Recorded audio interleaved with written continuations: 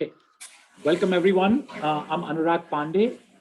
Welcome to our winter quarter webinar for the service learning program here at Cal Poly. And I've been joined here with Brad Kiker, who is the Director for Center for Service in Action, and our faculty fellows for this year, Karen and Sarah, who will be talking about their courses and how their courses sort of fit within the service learning and community engaged learning attribute process that we're implementing. What I'll do is I'll share my screen and I'll keep an eye out on the waiting room as well at the same time, because I know that some folks are still joining. And I'm going to let me go ahead and share my screen here.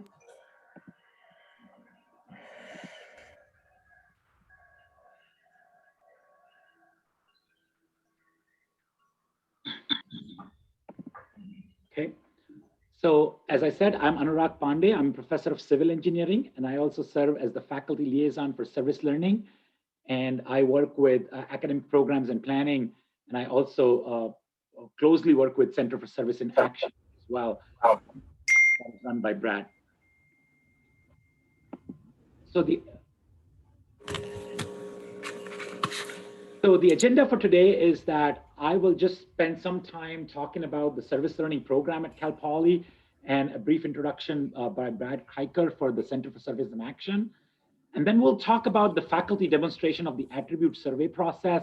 This is a survey that is developed by the Chancellor's Office to designate courses into the service learning attribute or the community engaged learning attribute. So one of the two attributes gets assigned depending upon the responses that the faculty provide. So we'll have two of our faculty fellows today demonstrating how they sort of took that survey and how they used the content of their classes to have their courses designated as such. And I'm hoping that we'll have about last 10 to 15 minutes for your questions, or maybe I would even encourage to see if you want to really take your survey right now. And if there are some questions that come up, we can have some open discussion. We will not pretend to have all the answers, but I think this is the pilot process this year. And we'll have some robust discussions around the attribute process. With that, let me invite Brad Kiker, who is the senior coordinator for the Center for Service in Action. Brad, you want to talk about the Center for Service in Action for us, for the folks who are joining us today? Absolutely, I'd be happy to, Anurag, thank you. Just before I get started though, we're getting some background noise from a couple of you, so perhaps everybody could double check that your mics are muted, and that could help with that. Thank you so much. As Anurag mentioned, I'm the senior coordinator in the Center for Service in Action. We're the hub for community service for students to come, get engaged with other students who are like-minded on a value for giving back in our local community, using service as a way to develop through their career, to augment their learning, to make meaning out of their learning. So this, of course, everything I say today is going to be couched in the predicate of when we're not in a global pandemic. So just take that as applying for everything I'm about to say. So we do quarterly service fairs in our center. We for those of you who are not with Cal Poly, we have a big mall area in the middle of campus called Dexter Lawn, and we set up a fair. We have community partners come. This is not just for students, but the entire Cal Poly community to understand how they can get involved. And not just maybe doing one-off community service here and there, but maybe even joining a board, depending on who they are and where they are in life. So it's really our service to the entire community, not just students, through our service fairs. We link students to direct service across the entire San Luis Obispo County and northern Santa Barbara County areas on everything from animal welfare to the environment to human and health services, social services. We have about 80 to 100 nonprofit and governmental agencies that we have community partnerships with to really give meaningful service opportunities to our students and how they use it to really have meaningful experiences that help them augment their learning and develop through their time here at Cal Poly. We also have the Alternative Breaks program, which we like. We're working hard to make that sort of a seamless progression, that as students are working with us locally, then we take this opportunity to get the heck out of town and take service on the road and go to places across the country and around the world. We've been all over the United States to major urban areas on every one of our academic breaks every year. And then we've been also globally to places like Cuba and South Africa and Peru and Vietnam and all kinds of interesting places slated for the future once we get back to travel. And then service learning, and that really is what brings us here today. Service learning is our robust partnership with academic affairs, supporting faculty who have put a learning or a service requirement in their class as a way to, through a high impact practice of really implementing our motto here at Cal Poly, which is learn by doing, to meet learning outcomes for their classes. So we support them in timekeeping and reporting and risk management and placement sessions where we bring representatives from the different community partners that would be a really good, relevant choice for their students to be completing their service requirements to campus, do a dog and pony show, and so the students know what service would look like at that particular place. And then we can come back after service is complete and facilitate critical reflections, which we all know as service learning educators is a vital piece to really making sure that that learning you're intending to happen happens. So today's presentation on the attributes is going to really help us hone in on how students can very intentionally plan their courses so they get some of the incredible benefits to their learning that service can bring. So we're really delighted to have you here, and I'm going to kick it back to Anurag now to continue on. Thank you, Brad. And we really appreciate having the support for the Center for Service in Action, because a lot of time as faculty members, we're not as well versed with these risk management practices, but they're really critical processes that need to happen. And we appreciate the center's support in that regard. So that brings me to just kind of providing some quick update about the service learning program on campus. So this year, in addition to the pedagogy-focused community engaged faculty fellowship, we're also running inaugural community engaged research fellowship program. And we are working with Dr. Leslie Ponciano at the Chancellor's Office and 3 Cal Poly faculty members who are right now developing research proposals for external funding. And those faculty fellows, I just want to give a quick shout out to Dr. Julia Albert, Dr. R.G. Cravens, and Dr. Nicholas Williams, and 3 relatively new faculty members who are learning to write community engaged research proposals with support from the Chancellor's Office staff. So that program is really going well, and we're hoping that we can replicate this program year after year. I just want to make sure that I added that to our update for this. And now we can move on to what all you are here for, and that is the community engaged learning attribute process. And we are engaging in this process through the help of the Chancellor's Office, and it's a pilot process. The idea is that we'll have faculty use a tool, a community engaged learning survey tool that the faculty can answer questions on their course and about their course, and then their course gets assigned one of the 2 attributes. And if you're a Cal Poly faculty member teaching a service learning or a community engaged learning course this spring quarter, we hope that you will be able to take this survey tool that's available by the Chancellor's Office by April 10th. And even if you're not teaching a course in the spring quarter, you could still take that survey tool and indicate as part of the survey when you're teaching that course the next time. And I will be sending around this link on our faculty listserv that we have for service learning at Cal Poly. And I want to highlight that there is a taxonomy that talks about the different attributes of the course and then the implementation spectrum. So this taxonomy basically talks about 6 different pillars of a community engaged learning course or a service learning course. And then there are different implementation spectrum on which a faculty could choose to implement those things. And each survey question at least tries to get at those elements of the course. So a question that you might be asking yourself as a faculty member, if you teach a service learning course, why you want to take another survey? Why do we have to take another survey?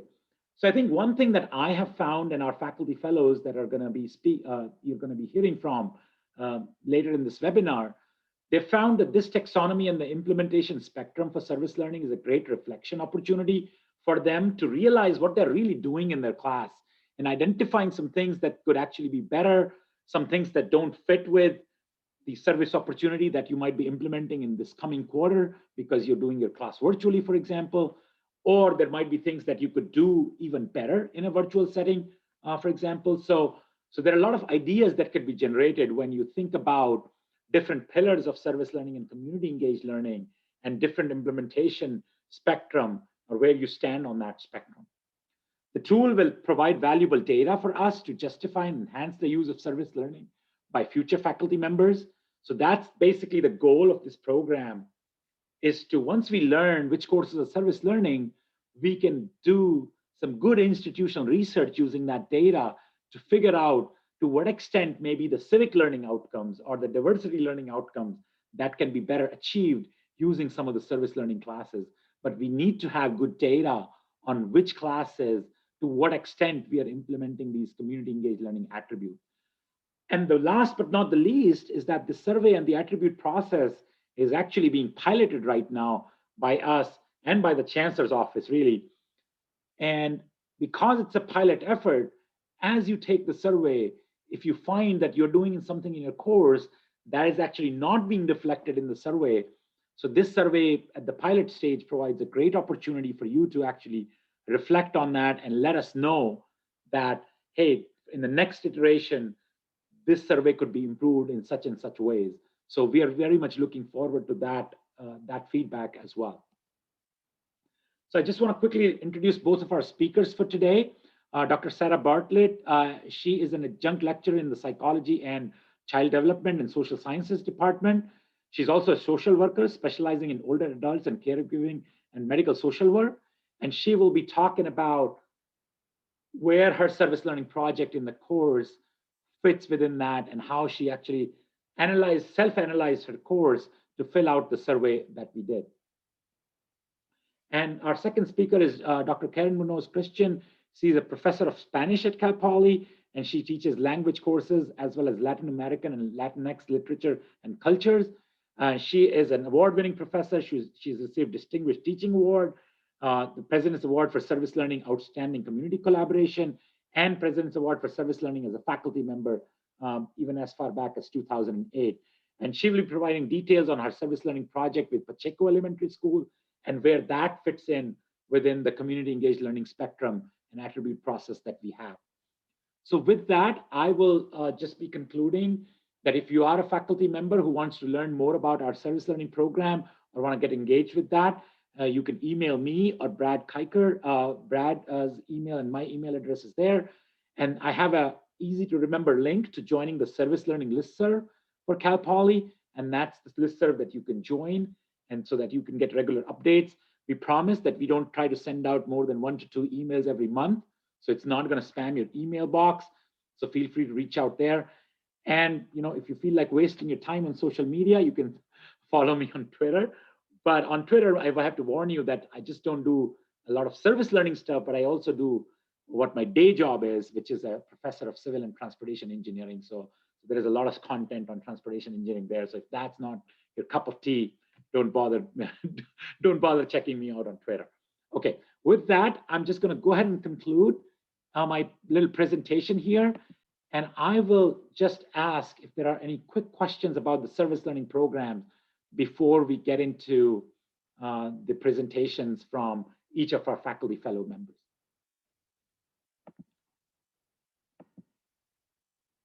And I want to note also that Sarah, our second speaker, Sarah Bartlett, Dr. Sarah Bartlett, she also received the Learn by Doing Scholarship Award for her research on community engagement.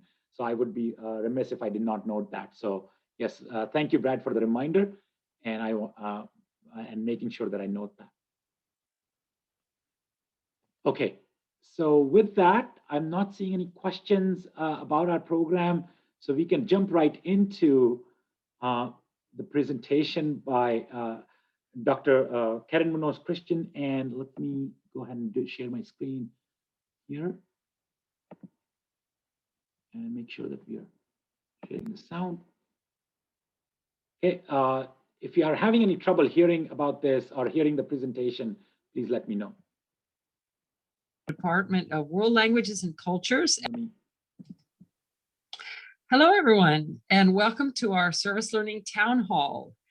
My name is Karen Munoz-Christian, and I'm a professor of Spanish in the Department of World Languages and Cultures at Cal Poly San Luis Obispo. And today I'm excited to tell you about my service learning activity that I've incorporated into my intermediate Spanish 2 class.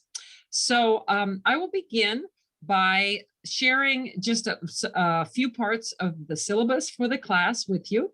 And then I'll be discussing with you the Community Engaged Learning Survey, and I will follow up by showing you one reflection activity that my students do that's related to community engaged learning in this course.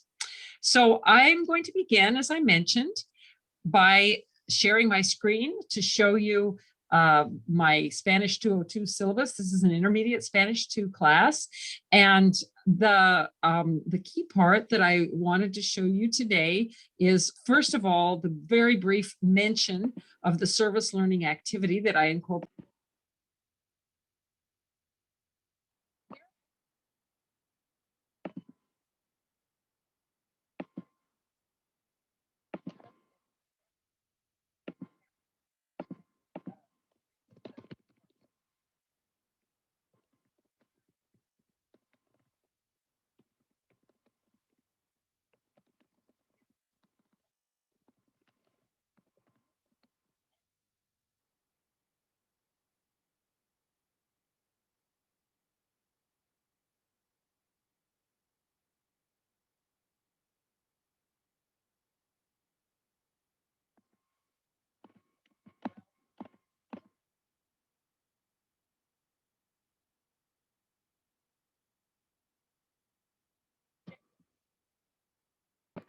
Has turned out to be a really wonderful opportunity for these intermediate level Cal Poly students to, on the one hand, be in a sort of a living language lab, but also to offer a genuine service to the teachers and to the children of this school.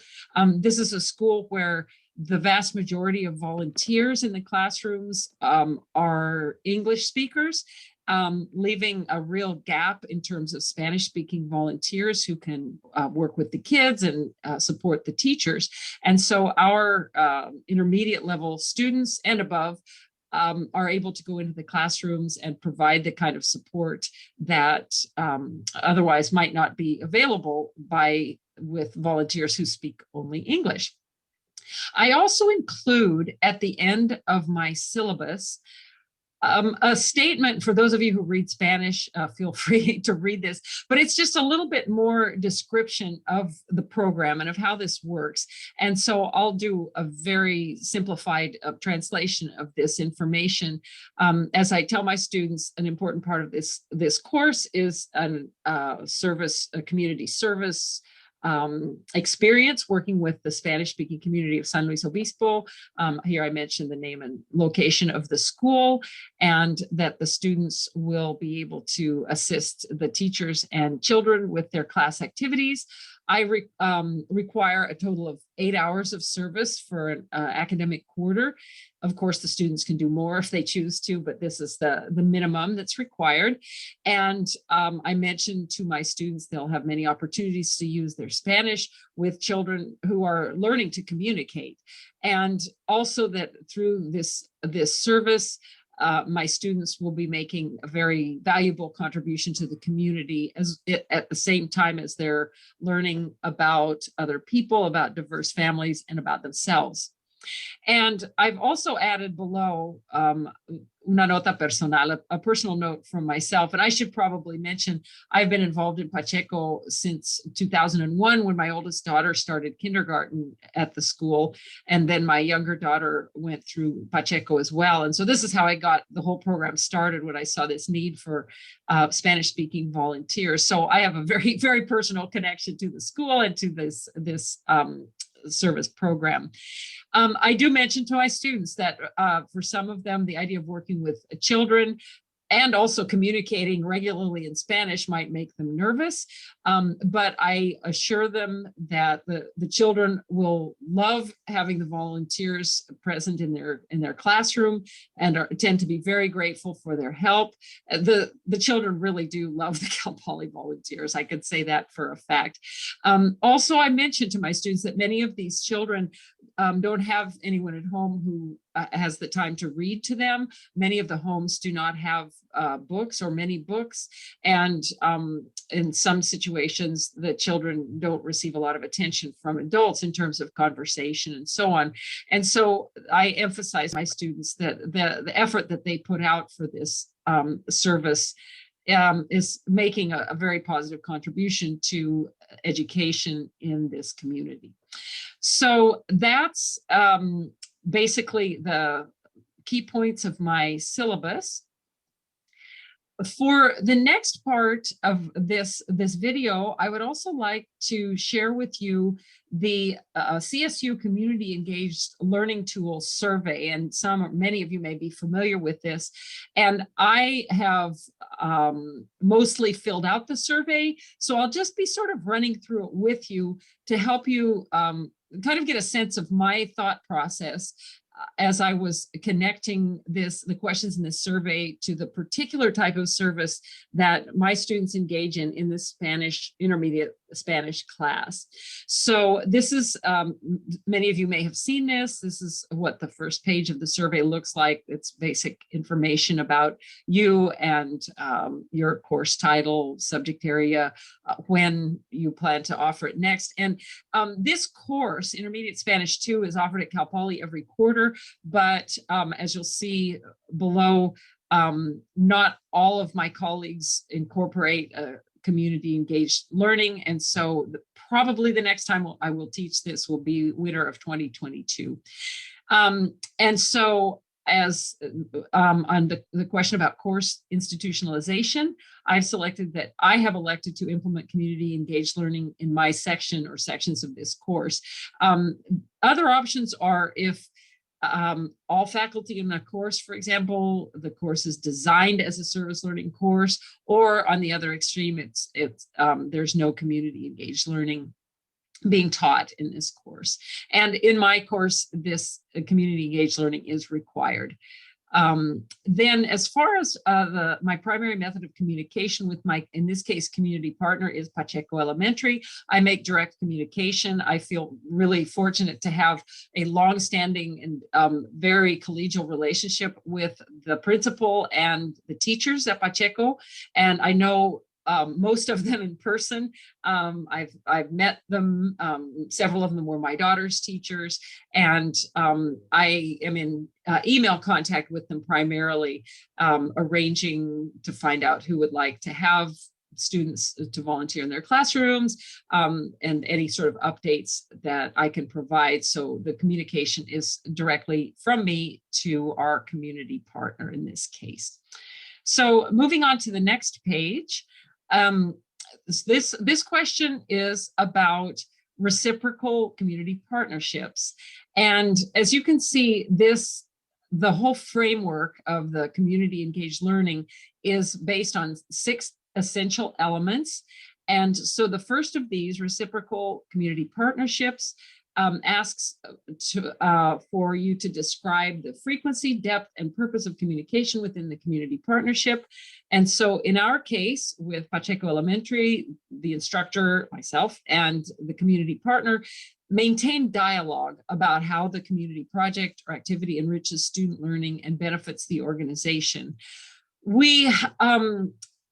It's somewhat informal communication, but as I said, because I have this a great working relationship with the teachers. I am in regular contact with them about primarily how our students can contribute, how they can provide a genuine service for the classrooms, for the teachers, for the children. And I also constantly solicit feedback from the teachers about ways that we can better help.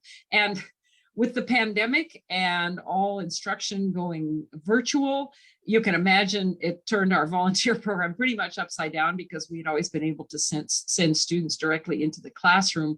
But we worked with the principal of the school, and then reached out to teachers to find out which would be interested in having volunteers for their Zoom sessions.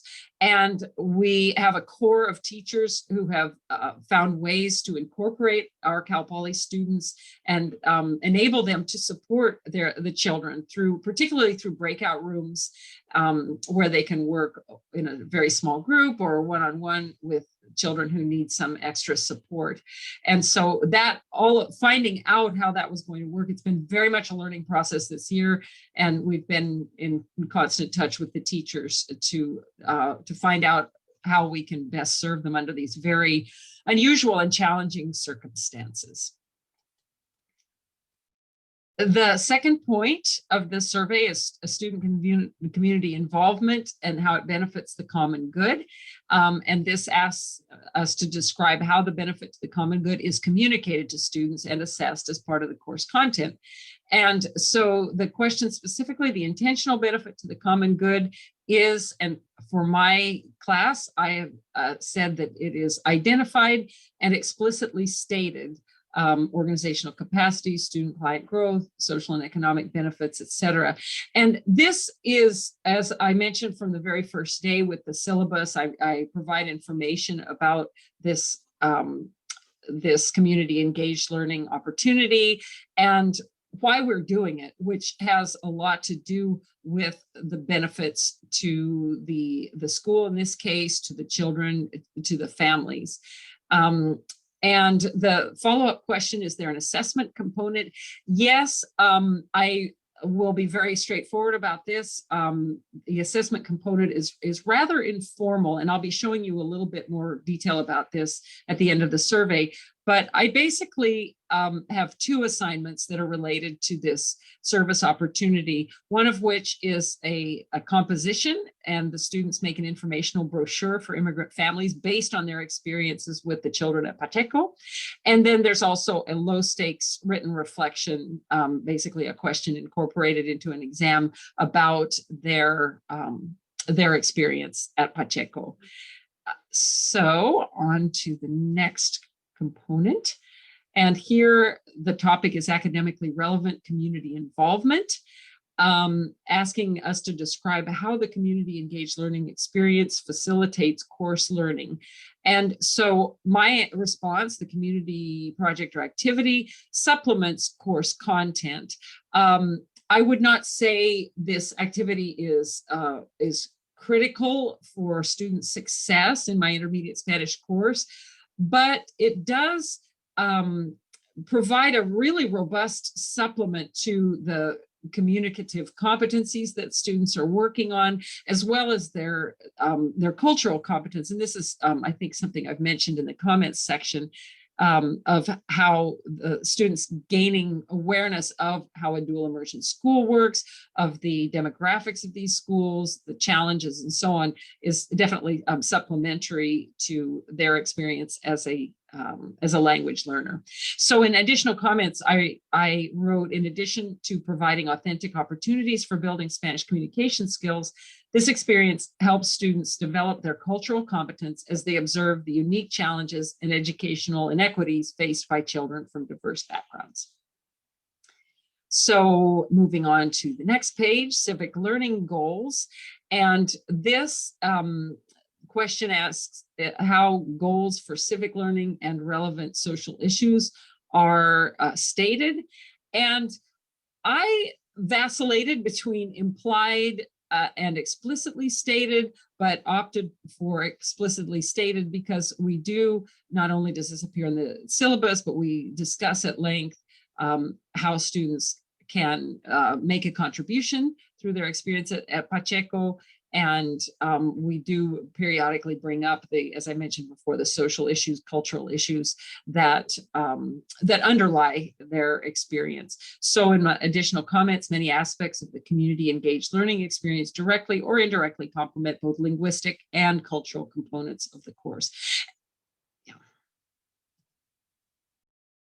And finally, critical reflection. This is how critical reflection is integrated into course content. And so my response to this was that critical reflection connects course content to the community project and activity. So it's integrated in some way, but not I shouldn't say not the primary tool of the class. And assessment is the next question. How student learning is assessed for civic learning outcomes.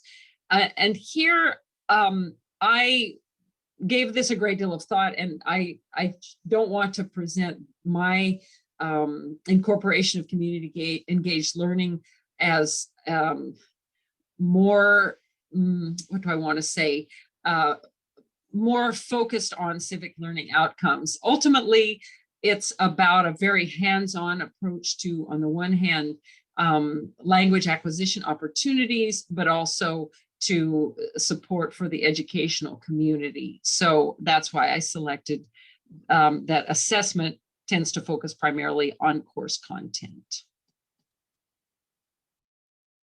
So that brings me to the end of the survey. I'm going to go ahead and submit my survey, and they're telling me I will receive an email that indicates if a CSLI or CCEL attribute has been identified for my course. So that sends the survey off, and we'll see what I hear back from them.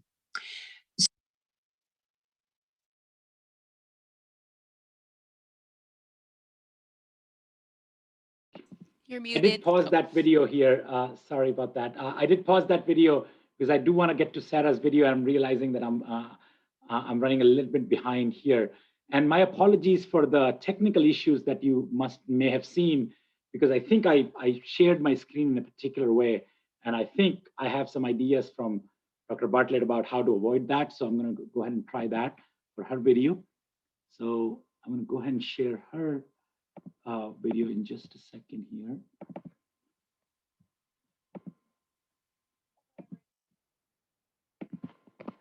Okay, so let me go ahead and share my screen.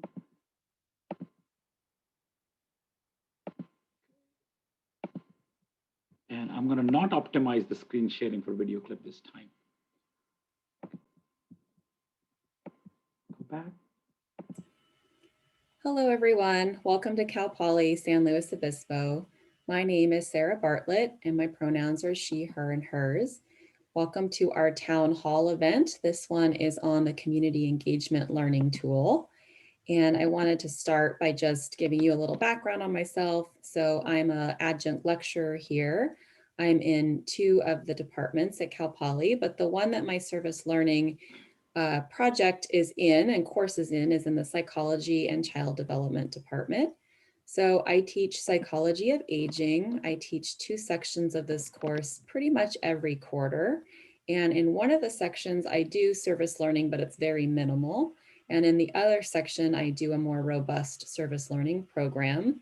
And that's called the Lives Well Lived project. And so that's what I'm going to be talking about today. So I'm going to start with going over my syllabus and just sort of showing you how I lay out this project and what it entails. Then I'll walk you through my experience doing the community engaged learning tool, and then hopefully have time to show you a couple of examples of some of the outcomes of the project. So let me start with sharing my screen and showing you my syllabus. So obviously this looks a little different when we're in face-to-face instruction. So this quarter I'm doing this project virtually, but it basically has the same components each time. So I'm going to just scroll down to where I show the grading for my class. And the first thing I wanted to point out is that the service learning program is required, and it's actually worth quite a bit of their grade. So there's various assignments that are related to this project, but overall it's about 36% of their grade. So I do ask that students take it very seriously.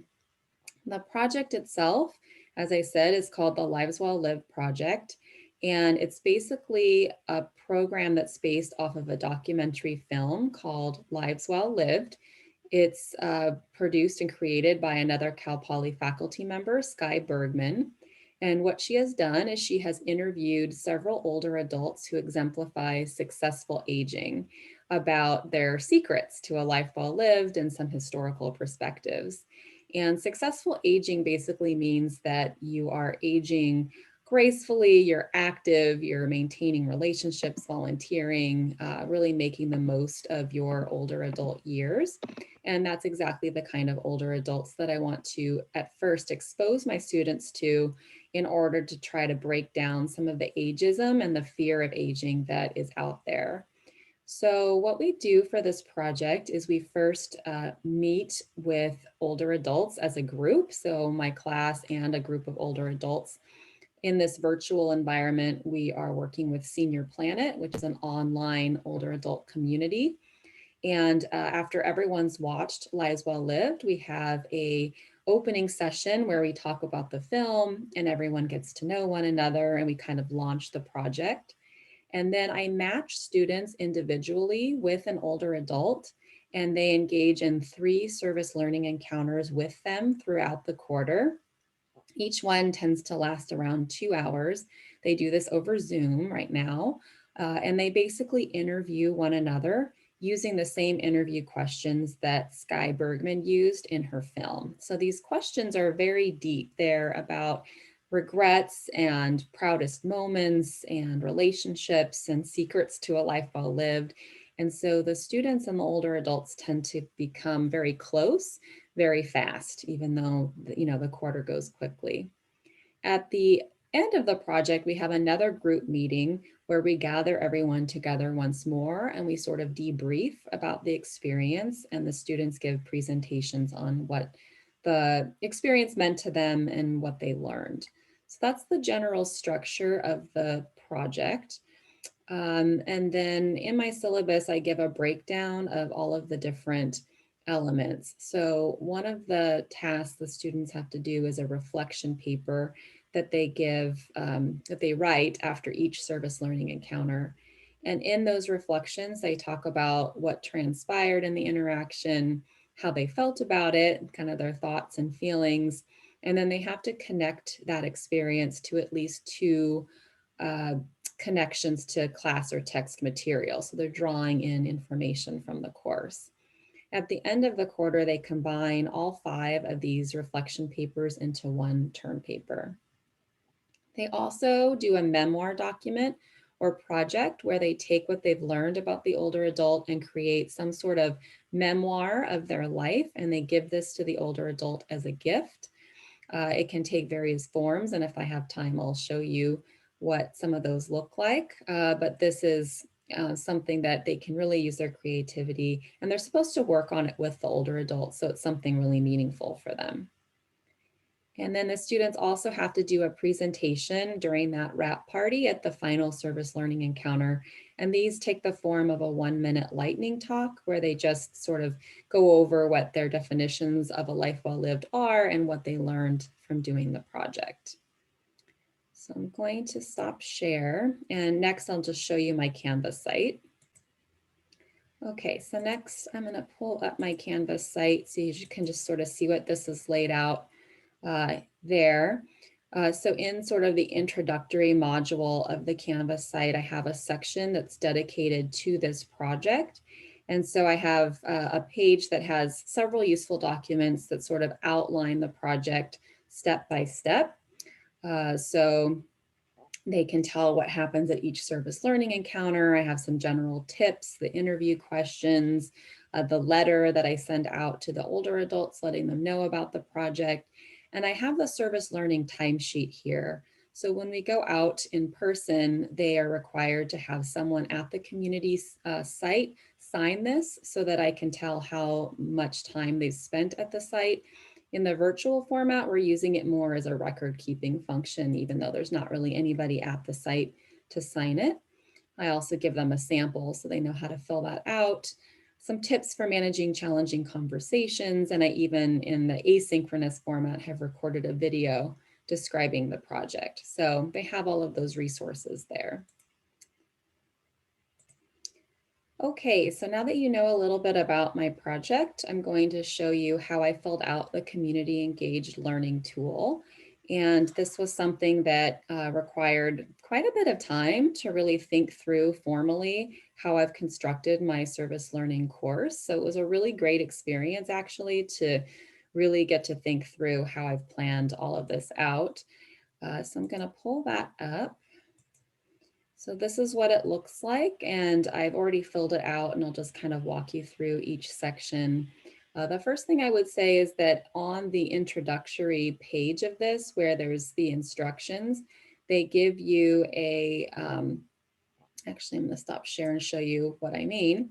They give you a really great guide for kind of walking you through how to choose the answers that you want to choose on this tool. So at first I was a little confused about which options to choose for my class. And then when I clicked on this CSU-CEL taxonomy, it really gave me a good idea of which options to choose for the different questions. And you can see that it has each of the essential elements on the left, and then it has a description of the different choices that you have on the right for each of those questions. So there were some that I kind of felt like I was a little bit on the fence about which one to choose.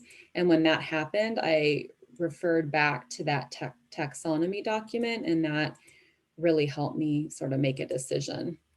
So now going back to the tool itself. So the first page is just sort of general course information. I do want to point out that I am the only one that currently teaches psychology of aging at Cal Poly. It is not a permanent part of the course. It's something that I developed since I started teaching it a few years ago. But as of now, since I'm the only one teaching it, you know, it is a permanent part of the course. If someone else ever picked it up, though, it would be up to them if they wanted to include this. I do have it as a required element. There's no lab. And then in terms of how I communicate with the community partners, it's direct communication. So I don't use the Center for Service Learning here very much. It's mostly me just working directly with our partners. So the first question talks about the reciprocal community partnership, and it's asking about the frequency, depth, and purpose of communication. And as I mentioned, I do maintain dialogue about how the project is going to develop and is going. So at the beginning, there's typically multiple meetings held between myself and the community service organization that I'm working with to sort of plan out the project. And then throughout the project, there's usually just email communications as needed.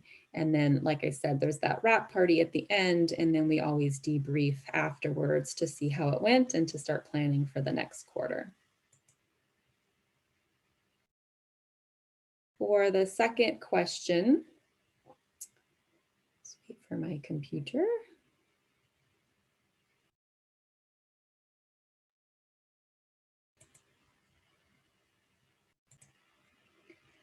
Okay, sorry, it was taking a while to advance to the next page. So let me just share this again. So the second question asks about the student community involvement benefits, the common good. So sort of looking at how that's assessed and how that's stated in the course. So I checked identified and explicitly stated. So basically I make sure that I talk about this in all elements of the course. So I provide information on things like the impact of social isolation and loneliness in older adults, and the influence of exposure to older adults that exemplify successful aging on reducing ageism, the benefits of intergenerational relationships. So I provide that during the class. And I actually do sort of measure student levels of ageism before and after the service learning project. Mostly that's through their written reflections, so I can sort of tell in their writing how their ageist beliefs are diminishing over the course of the quarter and how they're coming to realize the benefits of these relationships. I'm also currently actually doing a study where I'm more formally measuring knowledge, attitude, and ageism as a construct of this project. And so I'm using a pre-test, post-test design for that. Once the study ends, I may continue using those tools and sharing it out with the students so that they actually can see quantitatively what kind of difference this project is making. Then the next question is on academically relevant community involvement. And so you're supposed to select the statement that describes how the community engaged learning experience facilitates course learning. And I really kind of struggled with this one. I wound up selecting supplements course content. And this was one where I went to the taxonomy to really help me make a selection. So I selected it because students are able to get the course content even if they don't do this project. It's not imperative that they do the project to learn some of these things, but they do tend to gain a lot more of an appreciation for and a deeper connection with the material when they do the service learning, because it really just sort of brings to light the things that they're learning in the classroom or that they're reading. I was going to select either the serves as a text option or the integrated with the course option, but I realized that the syllabus, actually, my syllabus doesn't directly describe the relationship of the community project to the learning outcomes. And so that was one of the things that I think was required to choose one of those options. And then the next question talks about civic learning goals. And so the statement that mostly describes the civic learning goals for my course is explicitly stated because it is in the discussion materials and the course materials. So they learn about social issues like loneliness, social isolation in the older adult population, ageism. And so because those are directly stated, I checked that one. And then next we look at critical reflection, and I chose that it connects course content to community project activity. So the students complete a series of these 5 reflection papers throughout the quarter, and they're asked to reflect on not only what happened, but to connect that to class and text material. And then we also have class discussions sort of going over what they've learned. And so because these are graded and they're constantly reflecting on their interactions, I felt pretty comfortable checking that one.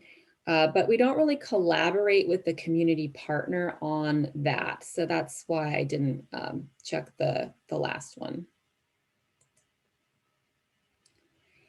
And then sort of related, assessment of student learning. So you're supposed to select the statement that most closely describes how student learning is assessed for civic learning outcomes as part of the project. And I put focuses primarily on course content. And the reason I selected that is because the assessment of the student learning comes from connecting their experience doing the project to course content. So that connection has to take place in order for it really to be producing the outcomes that I'm intending. And so they have that graded work that I've talked about previously. But again, the other options require that the community partner provides some feedback on individual student performance. And I don't ask that of the community partner. I do survey the older adults anonymously and just ask for their feedback on what they thought about the project, but I don't ask them to evaluate the student that they were matched with. So that's why I selected the first option. So that sort of walks you through what I chose and why I chose it.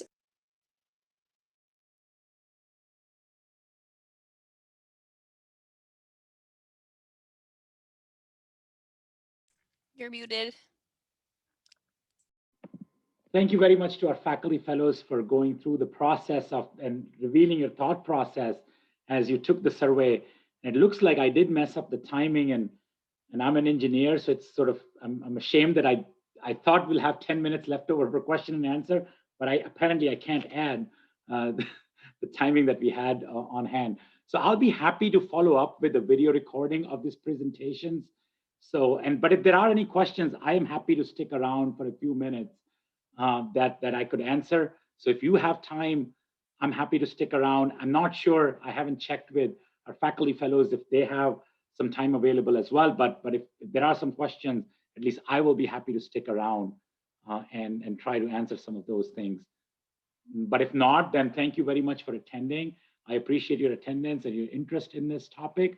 I think there is some value. I hope you realize that it's a very valuable survey tool, but still not very cumbersome. And overall, it'll add value through reflection. And I don't know if my faculty fellows want to add some words to their videos, but I really appreciate their time in recording and providing this information to all of us. No, I just want to thank everyone for taking the time out of your day to be here. And I'm just always excited to be among people who are passionate about service learning. I think it's one of the most important things we do. So thanks for sharing with us today. Well said, Karen. I agree. Okay, perfect. Thank you. And again, if there are any questions, I'm happy to stick around for next 10 minutes or so. But if not, then yeah, thanks again. I have about 10 minutes too. And I can stop the recording.